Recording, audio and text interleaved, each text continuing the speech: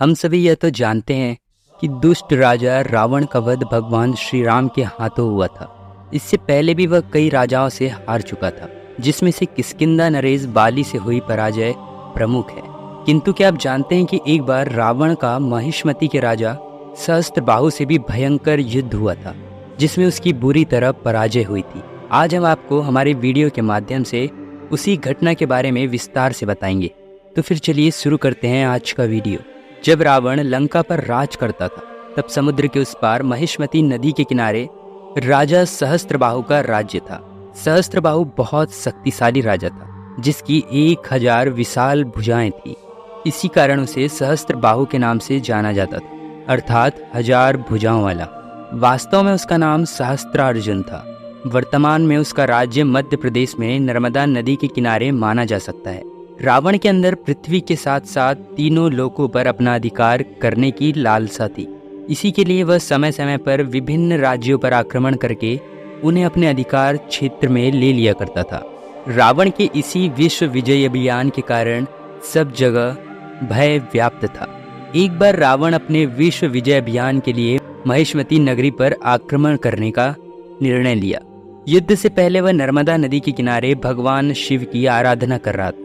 उसके लिए उसने नर्मदा नदी के घाट पर शिवलिंग की स्थापना की तथा विधिवत रूप से पूजा अर्चना करने लगा।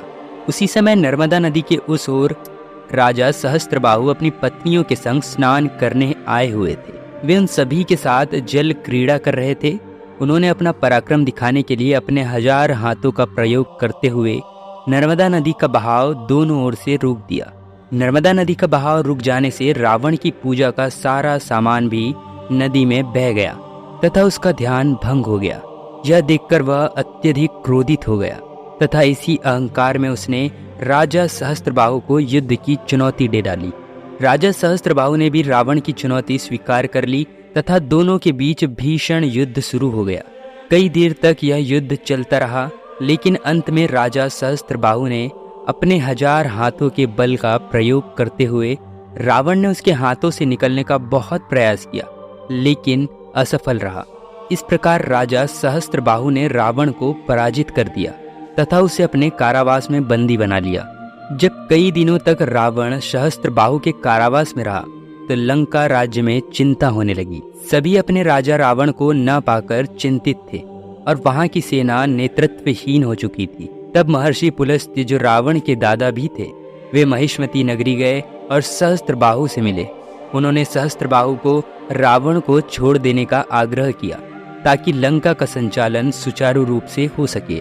ऋषि पुलस्त्य के कहने के पश्चात सहस्त्रबाहु ने रावण को कारावास से मुक्त कर दिया। इसके बाद रावण चुपचाप अपनी नगरी लंका आ गया। तो बस यहीं तक था आज का वीडियो। मिलते हैं एक और नए वीडियो के साथ। तब तक के लिए बी सेफ। जय हिंद। धन्यवाद।